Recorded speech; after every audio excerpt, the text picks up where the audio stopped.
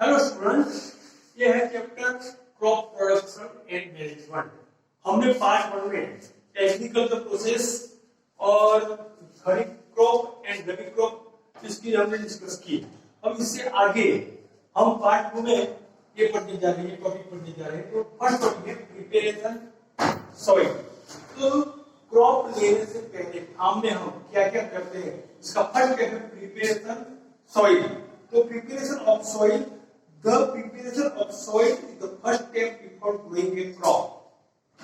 मतलब क्रॉप लेने से पहले सॉइल को हम प्रिपेयर करते हैं। तो सॉइल को कैसे प्रिपेयर करते हैं? One of the most important tasks in agriculture is to turn the soil and lose it। First step में सॉइल को हम लूज करते हैं, लूज यानी पोची बनाते हैं उसको। This allows the root to penetrate deep into the soil। इसकी वजह से जो सोइल है बिल्कुल नरम हो जाएगी, नरम यानी पोची, तो नरम हो जाएगी, जो उसका रूट्स है वो अंदर आसानी से जा सकेगा। The loose soil allows the roots to break easily even when they go deep into the soil। इसकी वजह से जो रूट है, कोई भी प्लांट का जो रूट होता है वो उसको लूज करने की वजह से अंदर आसानी डीप इनटू द सोइल, मतलब अंदर वो घुस जाएगा और ब्रेथ यानी श्वसन, वो अपने आप श्वसन करने लगेगा। Why does the losing of soil allow the roots to break easily? जो रूट्स है इजीली ब्रेथ कैसे कर सकता है? लूज सोइल के अंदर। तो आगे the loose soil help in the growth of earthworm and microbe present in the soil। जो सोइल को हम लूज तो करते हैं, तो इसके अंदर क्या होता है? Earthworm and micro organism, microbes. तो अड़सिया और माइक्रो ऑर्गेनिज्म छोटे छोटे जो जीव जंतु है वो सोइल के अंदर होते हैं, वो भी ऊपर आ जाते हैं। क्योंकि सोइल जब लूज हो जाती है मतलब ऊपर नीचे करते हैं, टर्निंग इनटू सोइल, मतलब उसको ऊपर नीचे करने की वजह से जो अर्थ है वो माइक्रो ऑर्गेनिज्म है छोटे छोटे, वो ऊपर आ जाते हैं। These organisms are friends of the farmer since they further turn and use the soil and added humus to it। But why the soil need to be turned and using it? तो जो अरसिया होता है और जो छोटे छोटे जीव जंतु होते हैं माइक्रो ऑर्गेनिज्म, वो फार्मर यानी किसान, तो उसके फ्रेंड होते हैं। और उसकी वजह से जो ह्यूमस मतलब सैंडली ऑब्जेक्ट वो अंदर आ जाता है, इसलिए उसको फार्मर के फ्रेंड बोलते हैं। Why the soil need to turn and using? तो यह बताया है कि सोइल को लूज और उल्टाना क्यों चाहिए? उल्टाना मतलब ऊपर नीचे करना चाहिए। जो फार्म, जो खेत के अंदर जो सोइल होती है वैसे होती है, ओके, तो उसको ऊपर नीचे करना चाहिए और उसको लूज भी करना चाहिए, लूज यानी नरम करना चाहिए। You have learned in the previous class that soil contain minerals, water and some living organisms। हम आगे के चैप्टर में पढ़ चुके हैं कि सोइल के अंदर क्या क्या होता है? मिनरल्स होते हैं, वाटर होता है, एंड मिनरल्स यानी खनिज तत्व, पोषक तत्व होते हैं, एयर और वाटर पानी भी होता है। Dead plants and animals gate decomposed. मरे हुए प्राणी और एनिमल्स, मरे हुए प्राणी जो छोटे छोटे होते हैं वो अंदर मर जाते हैं, और प्लांट्स यानी जो बिखर जाते हैं, जो जिसका कोई काम नहीं होता वो भी अंदर होती है। डिकम्पोज मतलब विघटन करना, अलग हो जाते हैं। बाय सोइल ऑर्गेनिज्म, सोइल के अंदर ये होता है। In this way various nutrients in the dead organism are released back into the soil. उसकी वजह से वेरियस कुछ ऐसे न्यूट्रिएंट्स होते हैं वो भी अंदर आ जाते हैं। This nutrients are again absorbed by plants. तो न्यूट्रिएंट्स होते हैं वो एब्सॉर्ब बाय प्लांट्स होते हैं, उसको शोषण करते हैं। इसके अंदर वो उसको अंदर अपने आप ले लेते हैं, शोषण करना, अंदर अपने आप ले लेना, उसको एब्सॉर्ब बोलते हैं। Since only few centimetre of the crop layer soil support plant growth.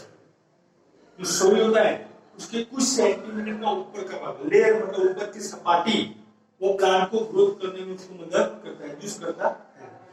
Turning and losing of soil bring the nutrient, this soil, to the top of that plant can use these nutrients. Thus, turning and losing of soil is very important for cultivation of crops.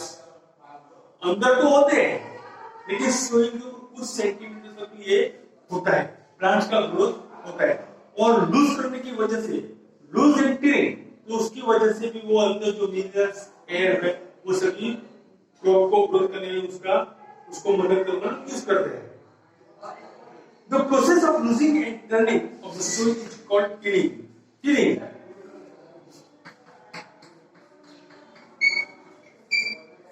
Tilling क्या है? खेड़ान करना. जो जमीन को हम खेड़ते हैं ना, tractor की वजह से, प्लाउ की वजह से, इसको खेड़ान करना बोलते हैं. Tilling और plowing. This is done by using the plow. Plows are made of wood or iron. तो हम टिलिंग करने के लिए किसका यूज करते हैं? तो प्लाव का यूज करते हैं.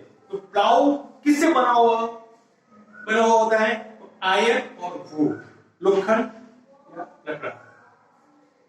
If the soil is very dry, मान लो कि सोइल ड्राई है, सूखी है, तो क्या है? It may need watering before ploughing. तो उसको प्लाउइंग करने के पहले उसके अंदर वाटरिंग, पानी डालना चाहिए. कोई भी सोइल मान लो कि ड्राई है, उसको प्लाव करना है, तो उसके अंदर पहले पानी डालना चाहिए. The ploughed field may have big crumbs of soil called crumbs. Plough की वजह से क्रम्स,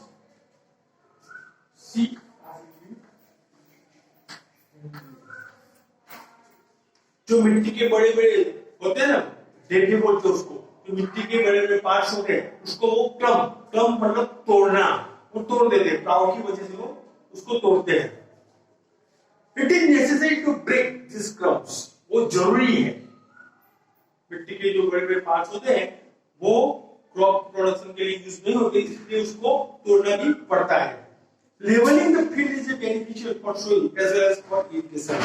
लेवल करना पड़ता है. पानी देने की वजह से पानी देना चाहिए, उसको लेवल करना चाहिए. Levelling of soil is done with the help of leveller. तो लेवलिंग कैसे करते हैं? लेवलर की वजह से उसको लेवल करते हैं. फिर कौन सा टॉपिक पढ़ते हैं हम? Preparation of soil for crop production. Crop production करने से पहले प्रिपरेशन ऑफ सोइल, सोइल को कैसे प्रिपेयर करते हैं, ये प्लाव की वजह से उसको प्रिपेयर करते हैं. और लूज करते हैं, टर्निंग, तो लूज और उल्टा देते हैं सोइल को. ये सब हमें करना चाहिए.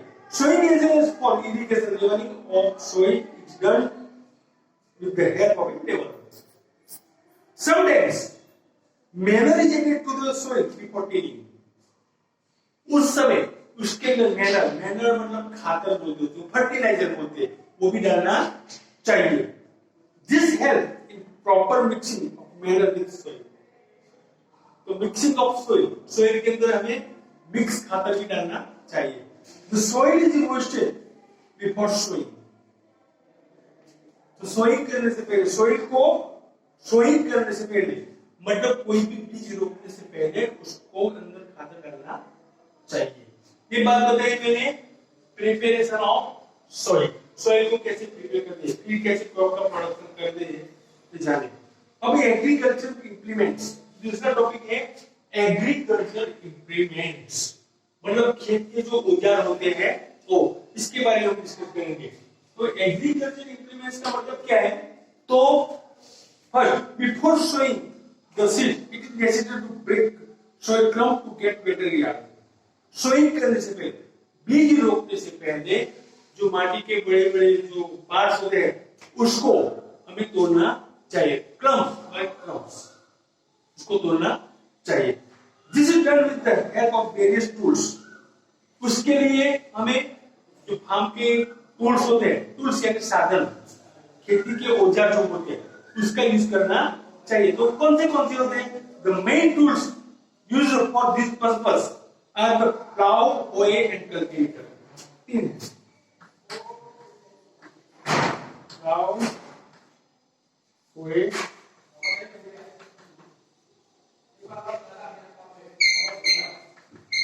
कल्टीवेटर. प्लाउ यानी हल, खरपिया और उसको दाती बोलते हैं. तो सोइल को प्रिपेयर करने से पहले, क्रॉप प्रोडक्शन करने के लिए सोइल को जो मिट्टी के बड़े बड़े पार्ट उसको तोड़ना चाहिए, और उसके लिए जो लेवल करते हैं तो कौन से टूल्स का हम इस्तेमाल करते हैं? प्लाव, होए एंड कल्टीवेटर। हर खरपिया बोलते हैं उसको, और उसको कल्टीवेटर डालती बोलते हैं उसको। और आगे प्लाव के बारे में पढ़ेंगे। एग्रीकल्चर इंप्लीमेंट्स, मैंने बताया एक फार्म के अंदर जो यूज होता है ये टूल्स, इंप्लीमेंट्स है उसका एग्रीकल्चर। और नेक्स्ट टॉपिक पढ़ेगा प्लाव। प्लाव क्या है? तो first, this is being used since ancient times for tilling the soil. तो पहले के जमाने में टिलिंग द सोइल मतलब सोइल को ऊपर नीचे करने के लिए, टिलिंग खेड़ान करने के लिए इसका यूज होता था। Adding fertiliser to the crop, crop डालने के लिए, सॉरी फर्टिलाइजर डालने के लिए भी इसका यूज होता था। Removing the weeds and turning the soil, ऊपर नीचे करने के लिए वीड्स, जो वीड्स मतलब जो हमें जरूरी नहीं है वो वीड्स, जो बिन जरूरी प्लांट्स होते हैं हमारे खेत के अंदर, उसको दूर करने के लिए इसका यूज होता है। This is made of wood and is drawn by pair of woods और अदर एनिमल्स। वो वुड का बना हुआ होता है। प्लाव क्या किससे बना हुआ होता है? मैंने बताया आयरन और वुड। मैं बता दूं वो वुड का बना हुआ होता है। तो कोई भी एनिमल मतलब पुल्स और हॉर्स और कैमल, कोई भी तीन में से कोई भी एक लो और उसकी दो पैर लो, उसको जोड़ते हैं। It contain strong triangle and straight. Strong triangle, मजबूत ट्रायंगल, ट्रायंगल यानी जो ऐसा शेप होता है उसको ट्रायंगल बोलते हैं। ऐसा शेप होता है प्लाव के अंदर, triangular shape. Iron strip called plough shape, उसको फाल बोलते हैं। उसको जो जोड़ान करते हैं प्लाव के अंदर ट्रायंगुलर शेप, उसको प्लाव शेप बोलते हैं, फाल। The main part of the plough is a long log of wood which is called a plough shaft. Plough का जो सबसे मेन भाग होता है जॉइंट, वो सबसे बड़ा लंबा होता है और वो वुड का बना हुआ होता है, उसको प्लाव शाफ्ट बोलते हैं। प्लाव शाफ्ट की गुजराती मीनिंग है हर शाफ्ट भी उसको कहते हैं।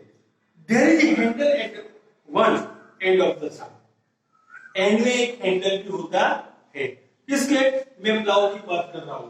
प्लाव के अंदर दो एनिमल्स की पैर होती है, वो ट्रायंगुलर स्ट्रॉन्ग मजबूत होता है और प्लाव उसको प्लाव से बोलते हैं। और वन एंड लॉन्ग स्ट्रिप, वो भी बड़ा होता है। The other end is attached to a beam which is placed in the bullock necks. Other parts जो होता है वो बुलॉक के नेक्स के जॉइंट होता है, नेक्स के साथ वो जॉइंट कर देते हैं। One pair of bulls and a man can easily operate the plow. One में एक इंसान आसानी से उसको चला सकता है। ये मैंने क्या बताया? प्लाव के बारे में बताया। अब आगे the indigenous wooden plow is increasingly being replaced by iron plow nowadays.